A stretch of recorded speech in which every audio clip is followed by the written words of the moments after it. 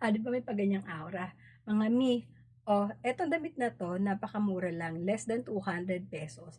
And sa 200 pesos na yon, I mean less, ay napakasulit na niya. Kasi ba naman, all around ang damit na to, parang role lang natin mga nanay, di ba? Kahit maglaba ka, magplansya, magtatumbling, mag-chill, mag-Netflix or mag-whatsoever, magbasa ng libro, magwalis ng bakuran, ay pwedeng pwede to mga outfit na ito mga mi. Ayan. Napakadaming color naman pagpipilian. Pero isa lang ang design niya. Ganito lang.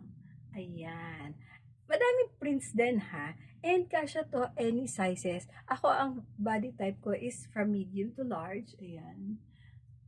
Pwede tayong pa-demure and semi-cutesy. Just lang. Ayan. Tapos magwalis-walis ka dyan. O rampa-rampa ka dyan sa bahay nyo.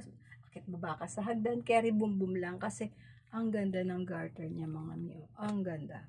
O, tapos pwede naman ganyan lang. Chill mode ka lang dyan. Tapos kahit na large ka pa, buntis, nagpapadede, whatever. O yan o. Kasyang-kasya dito mi. O, tapos 'di ba kung nagpapa-breastfeeding mom ka, or kung buntis ka, hindi na masyadong halata ang ganitong outfit. Abay, syempre, paminsan-minsan or madalas, gusto din natin maging cutesy, di ba? So, ayan.